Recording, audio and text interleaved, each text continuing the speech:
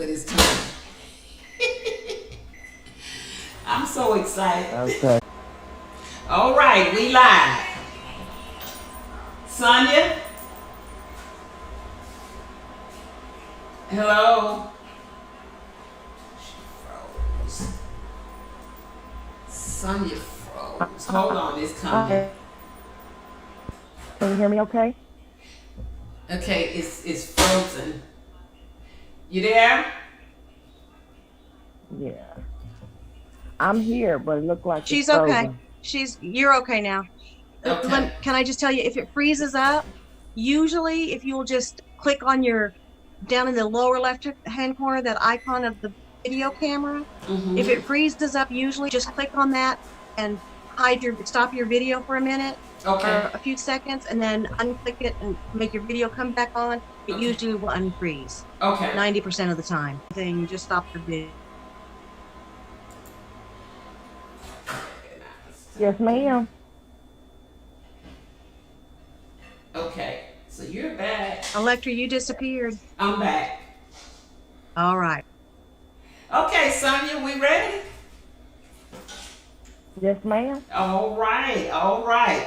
Well, first of all, I want to How are thank you? you for coming on tonight and sharing with us, being a nurse and all, and working in that field of healthcare. We're excited to hear your story on tonight. Know being a nurse, that's the most powerful word that I can think of right now. Is you're amazing. Not only through pandemics and flu and all of that. Oh, wow. We just need y'all. So, Sonia, you want to kind of tell us a little bit about yourself? Can you hear me? Okay. You want to tell It was breaking up. Huh? Okay, I can hear you. I can hear you okay now. Can you hear me okay? I can. Okay. Well, I've been a nurse for 22 years. I did not grow up thinking I would be a nurse, first of all. I wanted to be a school teacher. So I went to college for a school teacher. And most people don't realize this, or I didn't realize it, but I had postpartum and syndrome, and that's just like when you have a baby, you kind of detach a little bit. So going to school and then doing student teaching, then have to go home to a baby, I was like, oh no, I can't handle this. So, but I stayed in for a little while. And it wasn't until my father got sick. Okay. And this lady who was coming into our home was taking care of him. And all of a sudden one day, you know, she just walks up to me and she said, I don't know how you're going to take this. She said, but God told me you need to be a nurse. Oh. I said, huh? I said, no, I don't do blood. I don't do guts. I don't do none of that. So she said, I'm just telling you what was placed on my heart. And so I always tell people, if something is for you, and if God is the type of person that he wants you to be in a particular place, he's going to make it easy for you. Yes. So just one day out the blue, I went to Galveston College. And I walked in there to a counselor. I said, what would it take for me to be a nurse? And she said, have you ever been to school? I told her, yeah, I've been to Southern and Baton Rouge. And so she said, let me get your transcripts. And she did whatever she had to do. I had to take one course, one terminology course, and then I could enter into the LVN program. Okay. And I was like, really? So I did. You know, I took that course. I got right into the LVN program, and I graduated #1 in my class. That's all So right. that was a blessing. And on top of that, I only paid $2 to go to school. $2? So you cannot tell $2. I got scholarships. I got financial aid, and only thing it didn't pay for was a $2 pen that said LPN on it. That's all it took. And I became a nurse. And that was 22 years ago. That's But when I awesome. first started my nursing career, I had no idea, none whatsoever, what type of nurse I wanted to be. And it wasn't until I started really getting into church. Okay. And you always hear, I always heard my pastor say stuff like, each one of us have a gift. Each one of us, God has something for us to do on this earth. And so one day I came home and I prayed and I said, God, show me my gift.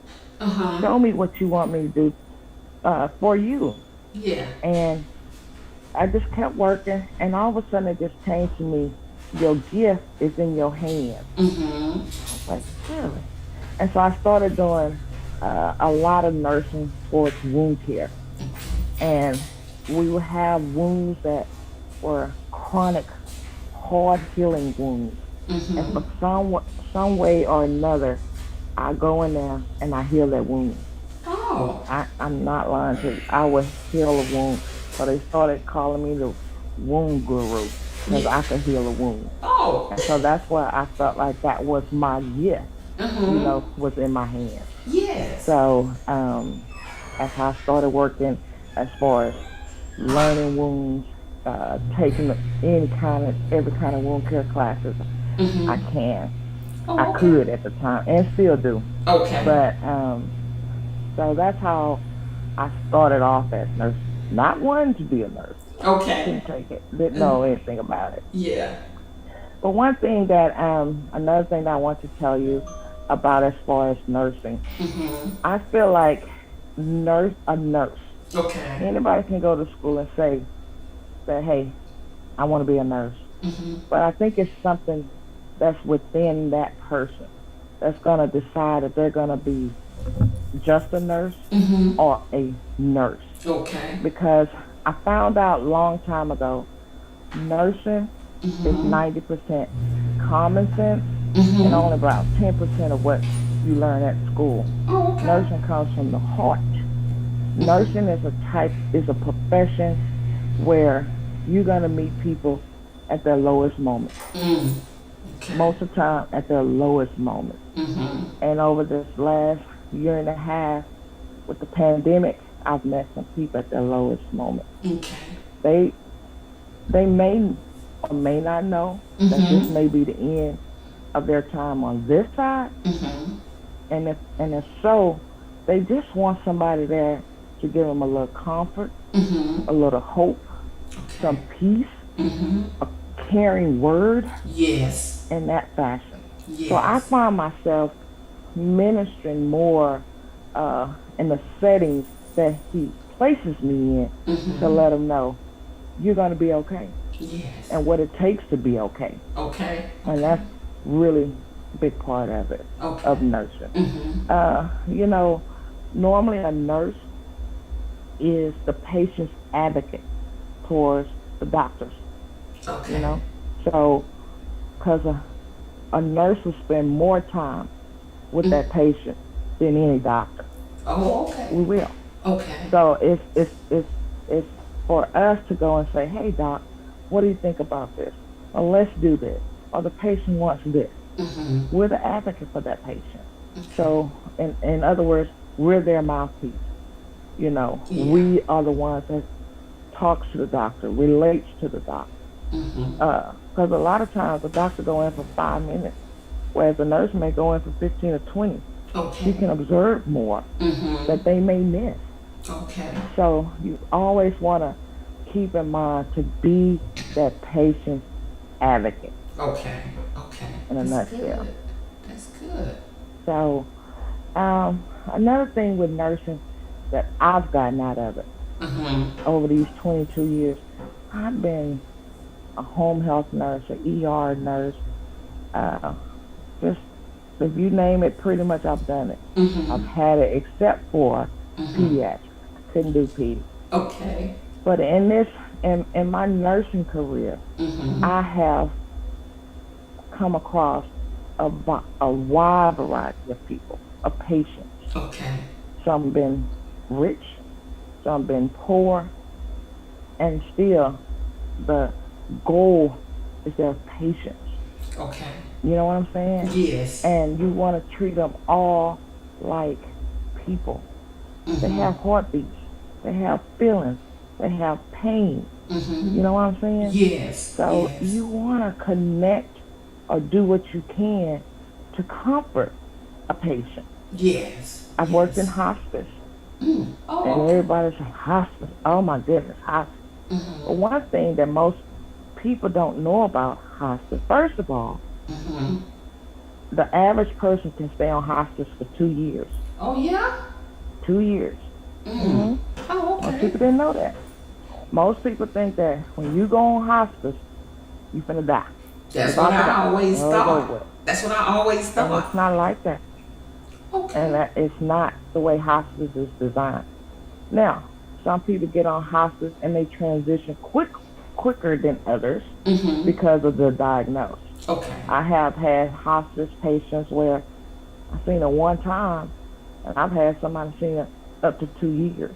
Hmm. So whatever they're on there for, you still want to show them comfort, understand. And most patients just want somebody to listen to them.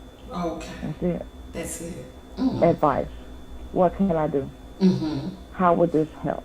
Yeah. You know. And like I said, only thing you can do, of course, follow the doctor's orders. Mm-hmm. But most of them, it's just talking or listening or just Okay. answering simple questions. Hmm. You know what I'm saying? I Yes. have a story I want to share with you. Okay. So I had this man one time, and well, I take that back. His wife was the patient. Okay. Very, very sweet, sweet, sweet lady, but Mm-hmm. she was dying, Okay. and so I would go every day because she had a wound, and I would take care of this wound. You Mm-hmm. have to realize, as a nurse, sometimes you get pretty close with these patients. You see them Mm-hmm. day in and day out, and Mm-hmm. also sometimes you're the only person they may see. Okay. So going in and out of our house. At this time, I was seeing her twice a day, every day, Hmm. and so we became, close. Uh-huh. We were able to share things with each other. Mm-hmm. And as time was moving along, and she was just, I know she was slipping away. She was Uh-huh. getting worse. One thing that stood out to me, she said, how do I know that I'm gonna be all right? Because you always tell me that. You Mm-hmm. always say, no matter what, you're gonna be okay. Uh-huh. And I thought about that, and I really don't know. I really didn't know at the time. Mm-hmm. I really didn't. Yeah. So I was thinking, you know, how do I know she's gonna be okay? Yes. So I pondered that for a couple of days, and it came to me Mm-hmm. that I wanted to tell her, if you know this man that I know, Yes. and you Yes. believe in your heart Mm-hmm. what he has done Mm-hmm. and what he can do, Mm-hmm. you're going to be all right. And in the coming days, I was able to show her that. Good. And I asked her to repeat this if she believed it, Mm-hmm. and believe it in your heart. So when her day came and she passed, I believe she was okay. Yeah. That's good. I really do. That's good. I really do. You know, But you have to, go ahead. with you talking just a second, with you talking about it, just talking about your profession, I see you're committed to it. And there are so many who are becoming nurses and on today, and I'm really tuned in to what you're saying, because sometimes I don't know that they really understand the full concept outside of it's a profession that I can make money. And Right. what you're doing on I'm gonna tell you tonight is something. going into detail, and I love that. So I'm going to be quiet as you One thing continue. about nursing Mm-hmm. is this: you're gonna love it or you're gonna hate it. There's Mm-hmm. no in between. Mm-hmm. And you have to really ask yourself, why do I want to be a nurse? Mhm. Because you can't be a nurse to those who are, in your opinion, okay. Mhm. What if you have to take care of rapists or a murderer or a Mhm. child molester Yeah. or a thief? Yeah. Then you have to ask yourself, can you do it with no Hmm. judgment? Mhm. Can you? Can you? You know, Yeah. and most people, they can't, Yeah. because the reason why is because no matter what they've been charged with, Mhm. we want to recharge them. We want to re-sentence them. Mhm. And I'm saying that because I work with those every day. Okay. Every Okay. day Every day. I work with those type of people. And Mhm. I can still go in there and honestly take care of these type of people, um, and don't feel any way different Mhm. about them. Because Mhm. in my eyes, they're my patients. Yes. I'm still Yes. their advocate. Yeah. I still have to take care of this wound. I Mhm. still need to give you this IV. I still need to dress your wounds. I Mhm. still need to make sure you're bathed and fed and take your Mhm. medicine. Yeah. No matter what, Yeah. it's not my place to judge what you've done. So That's you awesome. have to have that compassion in your heart that no matter what Mhm. the patient has done, Mhm. you're still going to take care and see that person as a patient. Mhm. So that's what I have in the past, have classes and talk to new nurses because I was showing them different types of wound care, Mhm. stuff like that, over at UTMB. And it was one of the questions I always ask them, Mhm. why do you want to be a nurse? Mhm. Why? Why? And depending on their response, I knew in my mind, Mhm. she's going to make it or she's going to burn out. Because it is a profession that you can truly burn yourself out. Mhm.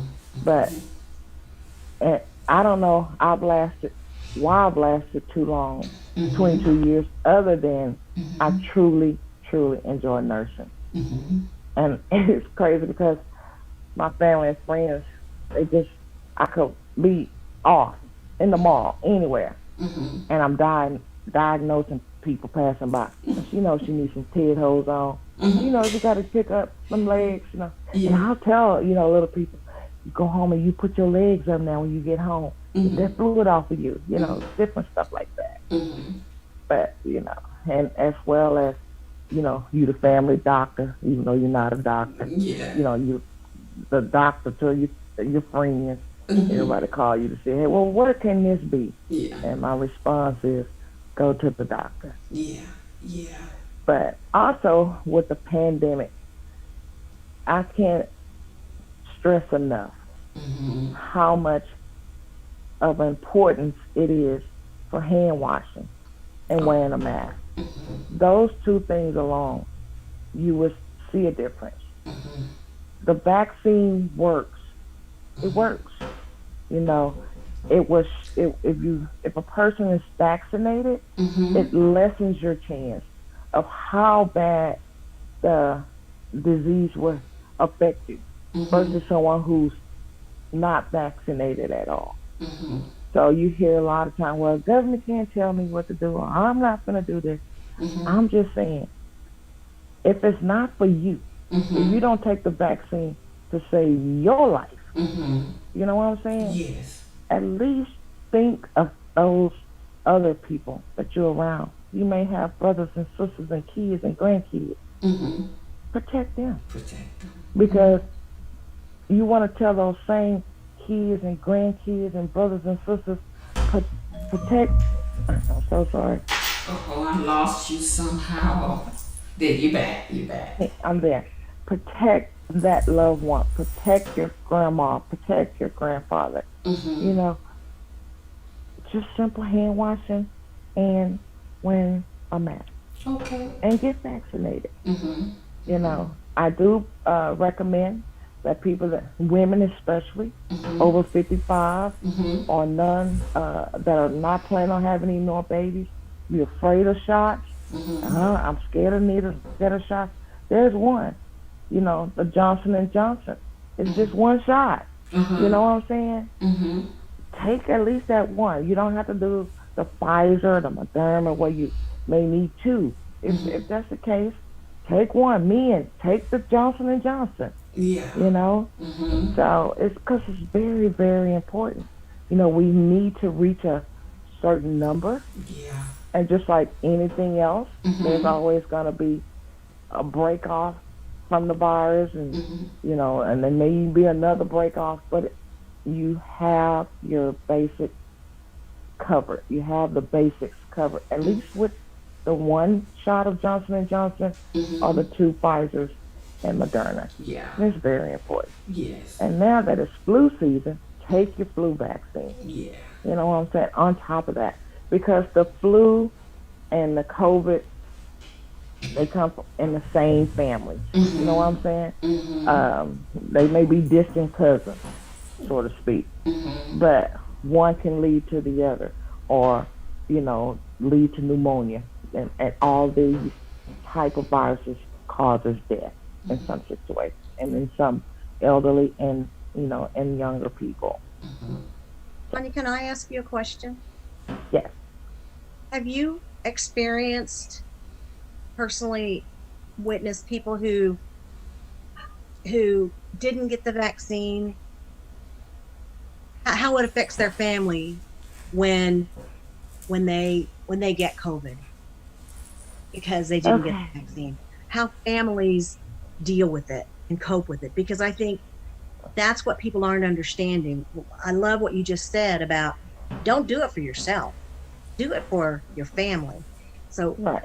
the trauma that a family will go through, I think I'd like to know a little bit more about that. Sure. Well, during the height of COVID, I was in Denver, Colorado, like working as a Mm. nurse, and um, just knowing Denver, Colorado, they're laid back, they're just fancy free. They got laws that makes things legal, whereas it's not legal in other. So to me, a lot of them was very lackadaisy, of a better Mhm. word, as far as getting the COVID. So Mhm. we would see, and at this time, while I was there, I could think of at least five different situations where these patients were like in their 40s. Mhm. I had one guy I can remember, 27. You Wow. understand? And and they came down with COVID. So you have now moms and dads bearing their children. Mhm. You know what I'm saying? Because, well, I'm not getting that. I don't need that. I don't need it. You know.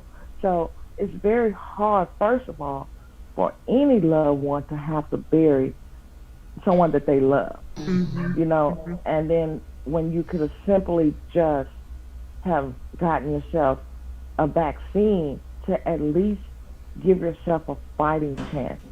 We have, um, we had a lot of people it was so bad at one time in the height of COVID. We all know how many people passed away from this disease in the beginning, that they died alone. The mom, the dad, the sisters, the brothers, the husbands and wives, they couldn't even be in the room when their loved one is passing. And that's sad. Yes. Sometimes sometimes these patients will die holding a nurse hand or a respiratory therapist hand, and not your husband or your wife hand. You understand? And then you call them on the phone. I'm sorry to tell you. When it's what? You know what I'm saying? So that's very, very hard on a patient's family to know that, first of all, he died alone, but most of the time they did. There was a nurse there, or two, or three, or the team working But they to didn't have try to to die at bring him all. back, They which didn't they have didn't to. have to. Yeah. But I'm gonna tell you, and this is a sticky point for me, but I'm gonna say it. because it's just my personal belief. I think that I know that we all have a day and we all have a time. And the way that we're supposed to go, it's already in the books as well. Yeah. You know what I'm saying? Yeah. Nothing we can do can prolong it. Nothing we can do can shorten that date. And like I said, this is my personal belief.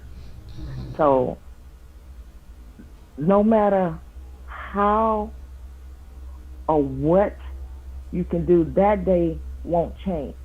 However, he gives us common sense to take care of ourselves. He gives, am I making myself clear? Yes, very. You understand what I'm trying to say? You still have common knowledge.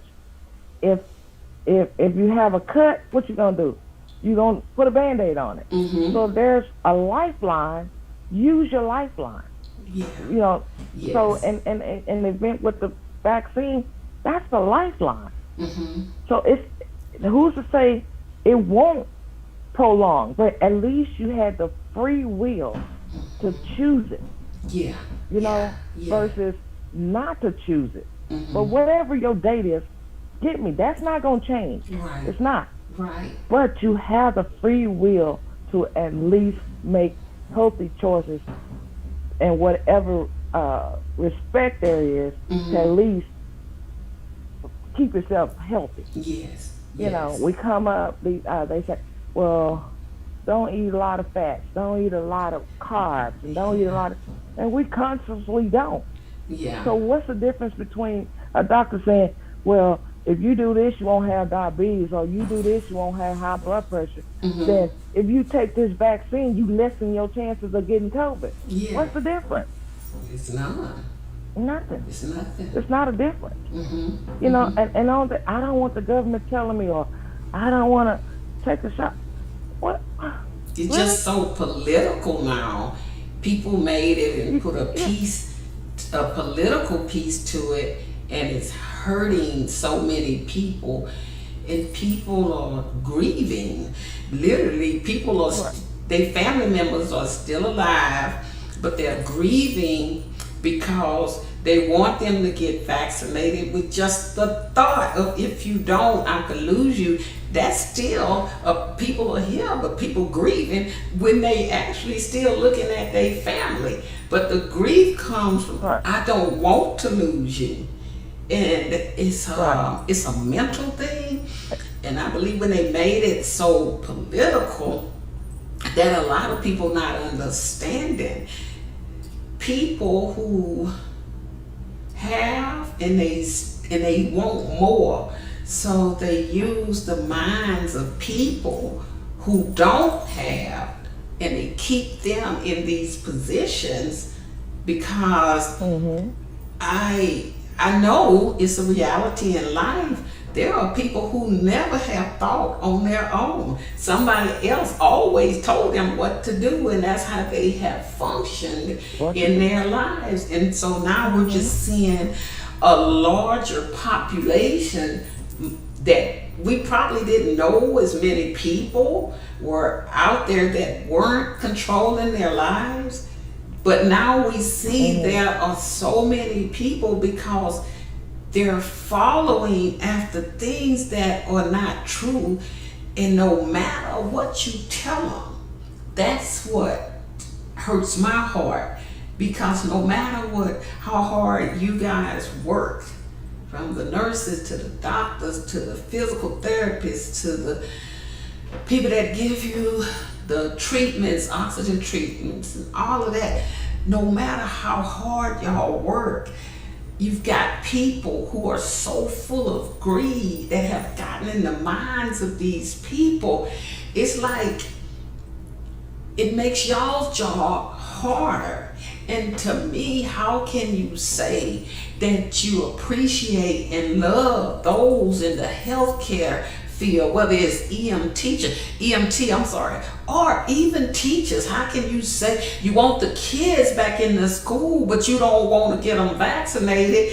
And some of the teachers have health problems that they need to be protected. So it's a lot of pieces to this that we say we love these groups of individuals and we salute you guys, but in the same like manner, you not doing what needs to be done to take care of the healthcare providers, those people who are out there putting their lives on the front line. You can even go down to law enforcement. They gotta go into situations, they gotta wear their masks, they gotta be vaccinated just to protect themselves. Cause anytime you go into anything in law enforcement, there's some chaos there. And a lot of times they're having to go into places where there's a huge amount of people who aren't even vaccinated. So when I say I salute you guys, I really mean it, because I know Sonia, my daughter had it, and I am telling you, Jackie asked that question about the family. I was going over there, putting everything on, wiping things down like I need, just doing that part as a mother. But I can tell you, when I would take all that stuff off in the garage and throw it away and, do what I need to do, get in my car to come back home, I can tell you I would be so broken till one day I just pulled on the side of the road and I said, God, you got to help me. I can't take that. I can't take that. I'm a living witness. The thought of not being able to hug your child. And she was in her room. I remember that Electra calling me and just sobbing, and because she's doing everything she can do, but there's nothing she can do. And there's nothing you can do. Nothing. And it's hard to know or see your loved ones laying there, and you got to stay 6 feet away from them, or you got to look through a glass now. At least you get in the hospitals, but in the height of COVID, you couldn't even get in there. You just drop them off. Yeah, that's it. I've been to the emergency room three times in the last year, I guess, and every time I've had to be dropped off. Dropped off and go by myself into the emergency room. And you're not going to the emergency room for nothing. I mean, it's an emergency, and you have to by yourself. And you have to be there by yourself. Sonia, and so you need a nurse. You need a nurse. Someone to know that this too gonna pass. You're gonna be okay. We're gonna do whatever it takes to get you better. But you have to realize too that people that do recover from COVID, they still have long-term effects from it. Yeah, my daughter does. Normally respiratory. My daughter does. He does. I was gonna say Moretta definitely has long-term effects. Yeah. Yeah. Can I ask you something, Sonia? Sure. Personally, you personally, how do you deal with your own fear as a nurse going in? I'm gonna tell you, when COVID first started, I did not get any vaccines. They were not offered to us at the time, and I was a traveling nurse. So the different hospitals and the different places I was working, they said, oh, well, your company has to give it. And the company is like, well, see if the hospital gives it. And so for a solid 10 months, I was on a wing and a prayer. I didn't have the vaccine. And not once did I get it. I protected myself the best I could with no vaccine. As soon as I got home off that last contract, I was able to get the vaccine. However, it was so many of us there, because there was no vaccine. Guys, it took a while to come. So it was in the height of it that nothing we can do. We just prayed a lot, and kept hand washing. We would use thousands and thousands and thousands of gloves and masks, face shields. I mean, I look like those people that go in and they, extract the uh, stuff out the house. Yeah. Yeah. You Yeah. couldn't see nothing but my little eyes. You know what I'm saying? Mm-hmm. And but every day I got up, I was like, Lord, you know the battle I'm fighting, so I need you to meet me there at the battle.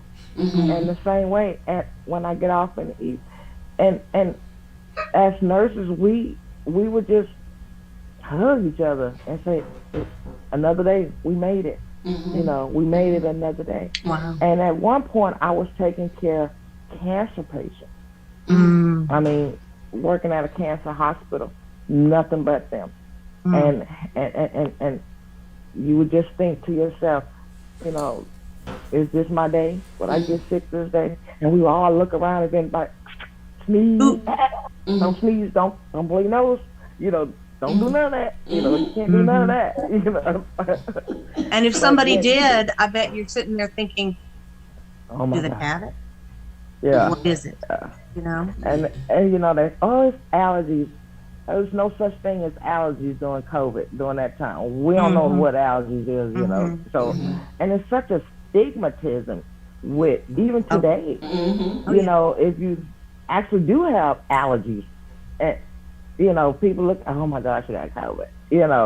Or and it's just allergies. You know what I'm saying? Yeah. But people just look down at.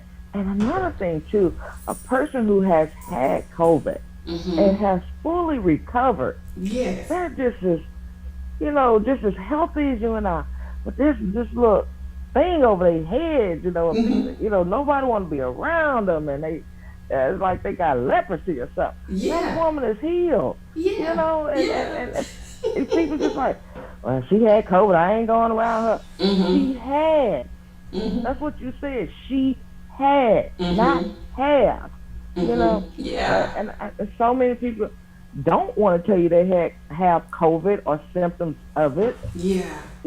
Because they don't want the stigmatism behind it. Oh, I had COVID.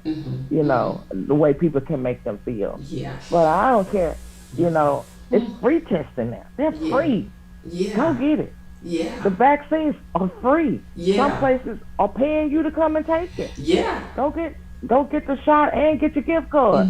Boom. Double whammy. Yeah. Yeah. So, it's so important. See, like, but people also do mask shaming. Shaming. People do mask shaming because I'm fully vaccinated and I got the booster, but I still have a panic about me. Not against anyone else. I just feel like I can't let my guards down completely. And I still wear my mask. I wash my hands. I don't wear the gloves anymore, but I wash my hands. I don't know. It's like it's in my mental because I'm just an everyday person. I was scared to death. I actually went and got tested 7 times. I know what you're talking about because if I sneeze or if something was going on with my nasal area, and I told Jackie, I'm going to get tested. That's how much of a fear I had of getting it because I was looking at all this death going on. I'm telling you, I just went into a mental shock. And then when my daughter got it, I got worse.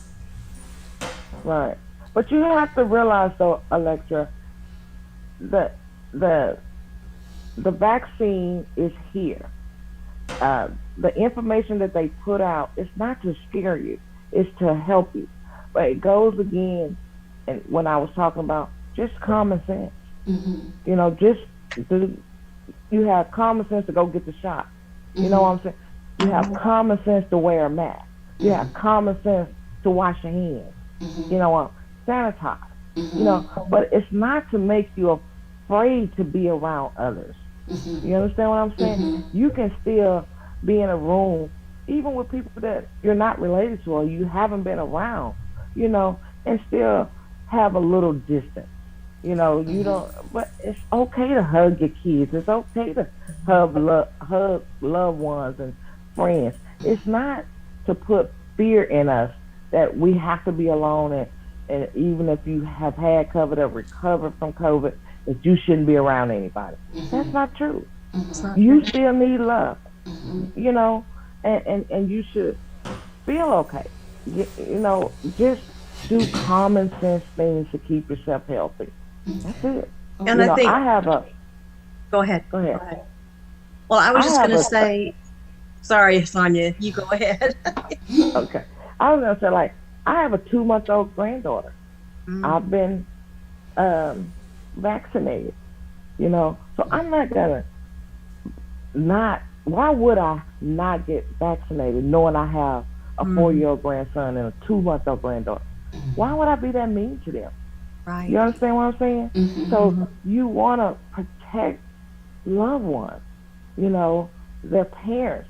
And I thought it was very remarkable of their parents to say, hey, when in the height of it with my grandson, like his little get together. If you haven't been vaccinated, it's okay not to come. You know what? It's okay. Good for them. That Good was for them. pretty good. I Yeah. thought, well, Yeah. way to go. Yeah, way to go. And that's the same thing, as far as anybody. Got a call coming in. Tell that call to go away. Okay. But so it's okay to say, try to be please be vaccinated before you come, and I don't see a problem with that. We have to I really advocate don't. for ourselves and our families. We do. Yeah. And Electra and myself, we both have immunodeficiencies. We're both immunocompromised. Me so much so that I've been confined inside the house even before the pandemic started. I can't go outside. And I think that a lot of people look at us and think, they look healthy. What's wrong with them? Why are they, but we have to advocate for ourselves. And Electra is very, very, very strong about that and very adamant about that. And it helps me stay clear and stay focused too. I don't go anywhere. I don't go anywhere but doctor's offices and hospitals anymore. But when I do go, I know it's not up to them.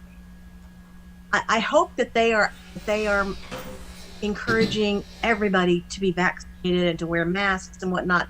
But it is up to me to advocate for myself. And like Electra was saying, mask shaming. It's happened to me at the hospital. I don't care. At the hospital. I don't care. I don't care. I am not going to be shamed into exposing myself to right now, even if I were to catch bronchitis or a bad cold, it could do me in. Could do you. So to talk about something deadly like COVID, I wouldn't be here. The flu, pneumonia. Yeah. Yeah. So every year we have millions that go get flu shots. We have millions that go get the pneumonia shots that last 5 years.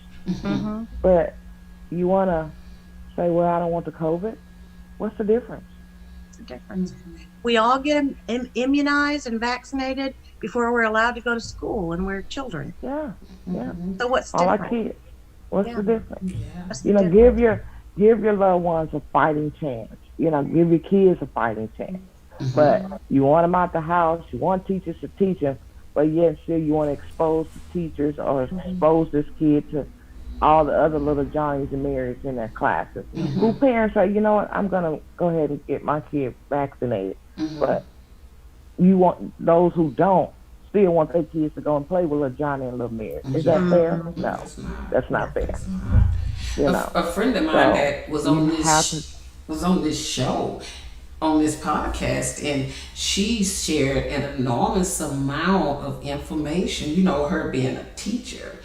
And she is truly dedicated to it. And I just listened to her tell her story, and she went back into the schools when this thing, we hadn't even really got the vaccines yet. And she went back in. But that dedication of those kids getting their education, Sonia, because a lot of them were at home and they really fell behind because they needed that classroom setting and they weren't getting what they need. But I can tell you, she still to this day goes down to that school and do her job. She vaccinated, you know, and the thing, it goes back to what you said and been saying throughout this interview. Think about those teachers that's down there. They got families too. Nobody's thinking about that. Yeah. And you know, and there are a lot of precautions in place, you know, for kids to go to school safely. Even in the hospitals, you know, they put precautions in place when visitors come, you know, but yet and still, why? I mean, you're going to have to wear your mask.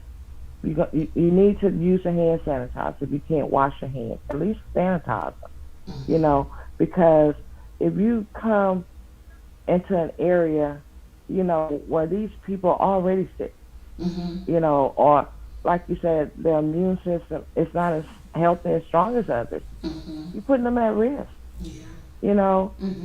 So you know, we were debating this the other day at work. It's just like, and somebody that normally have AIDS, and then, you know, just go and keep having sex with everybody and passing it on. Same way with people who's not, you know, don't want to get themselves vaccinated. You know you should, but you still want to go around everybody, and everybody, you know, potentially, you know, can potentially affect others. Why? What's the difference? You know what I'm saying? If you know you had this and he know he had this and y'all still doing it, the same thing, one is no different than the other, in my opinion. That's right. You know? That's right. So, you know, a person who has a disease that's very contagious, they do everything they can to protect themselves, right? Right. You should too. Yes. Especially if the tools are out there to do it. Yes. Hey, yes. It's free. Yes. I don't see what's the big difference. There's really not. I agree. You know, and it just goes back down to, well, it's my right. Well, it's my right for you not to give it to me.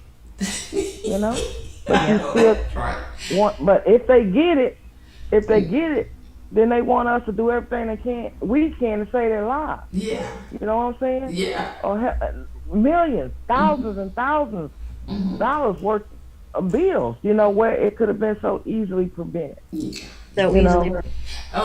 So let me get in the chat section and just kind of give you some of what people are saying, have been saying, because people been watching since you've been on. So I was doing a lot of listening tonight because we just all trying to get educated about this.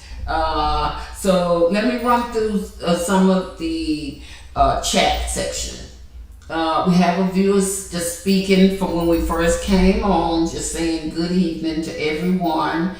And then when you begin to talk, Sonia, the viewer stated, just wow, that's amazing. So your story is amazing. That's basically what the viewer is saying. And then another viewer says, as a former academic advisor who worked with potential nursing students, it is obvious that God was directing your path because she was working with these students, had that experience. So she knows that you just talking, he definitely directed your path because she gets to see the ones who are really committed and the ones who are not. No. This viewer, another viewer says, what a blessing. Another viewer says it takes a special kind of person to do it, to do a special kind of job. Another viewer says, your story is very inspiring and shows that God put you on your path. Another viewer just put in I guess I don't know what it stands for, but it's VAWR.tech. So I guess it's some type of technical person in the healthcare field. Just kind of let you know. VAWR.tech. So I guess it's some type of position that a person is in the healthcare field. Another viewer says, I have allergies and I have taken the COVID test multiple times because I was paranoid. But the viewer says I also still wear my mask and the symptoms started out like a cold and allergy. Do the symptoms start out like cold or allergy symptoms? Yes, symptoms of COVID can be loss of taste, loss of smell, headaches. You can have symptoms of the common cold. But the biggest ones that I really want them to put with the symptoms of a headache or the common cold symptoms is the loss of taste and the loss of smell. Oh, okay. So if somebody says, I can't smell nothing, you put some black pepper under their nose, they'll smell it. Or some ammonia. If they say they can't taste, have them to lick like a lemon. When they do that, you can taste. So it's little things like that. However, if everybody knows their body, if you have allergies, you've been having allergies all your life, and people who haven't ever had allergies. Right. So if you all of a sudden started running a low temp fever, and also remember a fever can be inward, and not show outward, so to speak, until later. But it can start manifesting inside. So with a fever, you're gonna feel just not yourself. You're gonna feel sluggish. That's because all those white blood cells is trying to go over there and fight this fever. So you know how you normally feel. So if you get up the next day, I ain't quite myself. I got a little headache. I noticed my nose is running. The coffee, you couldn't smell it this morning like you normally smell it. Go get tested. You know what I'm saying? Even if you have been vaccinated, go get tested. And that way, at least you at that level. But if you go get tested and they say you're negative or you don't have it, don't convince yourself I got it. Don't start trying to self-diagnose. What's a good word? Don't get paranoid because you have a cold. This cold season. You know what I'm saying? This is the season. You should take your flu shot. Go take it. I got mine. You know what I'm saying? I got mine. Yeah. So, but Me too. And even when you get the flu shot, it can still make you feel like you got a little touch of the flu sometimes. It do. Every year I get it. I'm like, good Lord, I got the flu. You're gonna have a mild symptom because they have injected so that when the flu virus comes, you already have a defense wall set up in place. So it's not uncommon.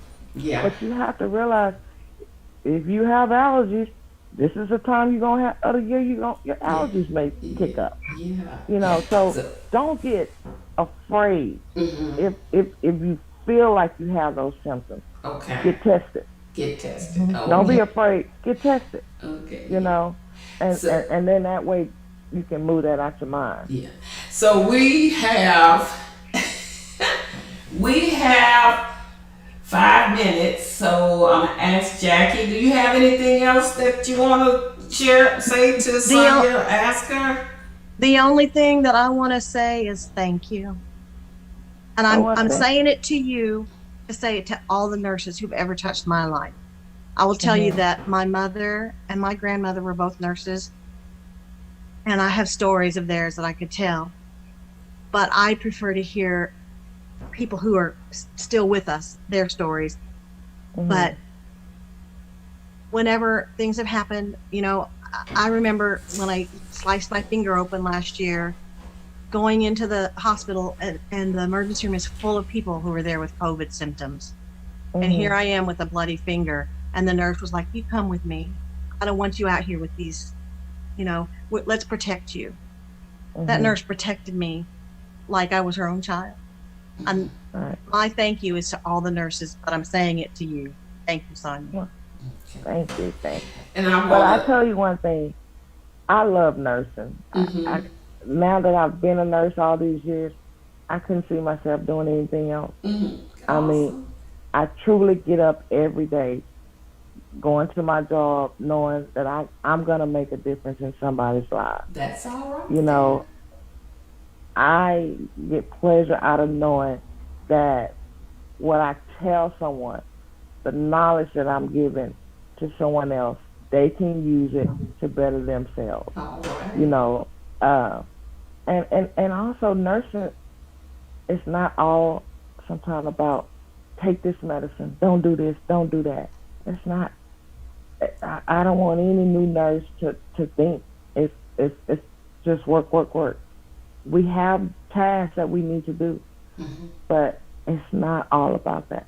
Just take the time to make each patient that you come in contact with feel that they're the only person that you worried about right there at that time. Okay. And you may have 50. Yeah. But while I'm with you, I want you to think or know that your concerns, your worries, whatever you have going on, I'm concerned about it too. Awesome. And that's a big joy of nursing. That's what I like about it. Yeah. You know, and just and I hear people where I work, oh, Miss Moses is gonna tell you how I go. You know, Miss Moses will take the time to explain it to you. And it's simple stuff because everybody don't have the understanding of just basic stuff. And as a nurse, you meet them where they are. Yeah. You meet them on the level that they are. Awesome. You know, and it's able to explain basic stuff. Yeah. Basic stuff. Well, thank you so much for coming on. You're very informative on tonight. And you've answered a lot of my questions, and I'm quite sure Jackie's and people in the chat section. And, you know, there'll be more people viewing the video. Everybody don't come on the same night. And then I got to answer people who don't get on, but they text. Because they just don't get on the, you know, older people don't get on the chat stuff. But you're doing a great job. I'm going to say, just like Jackie said, that goes to you. It goes to every person in the healthcare field that you are working around. You guys are amazing. Y'all are so amazing. And this is why we are able to keep doing what we're doing, because y'all took care of us. So, because of that, I salute you. Well, thank you. Okay. And all I would like to say to you guys and your viewers, go get yourself checked, go to the doctor, you know, and keep yourself healthy. Get yourself a vaccine, any kind. I don't care. Just get it. Just get it. Just do it. Just do it. All right. Thanks again, everybody. Okay, good night. Bye-bye. Bye-bye. Bye. Bye-bye. Recording stopped.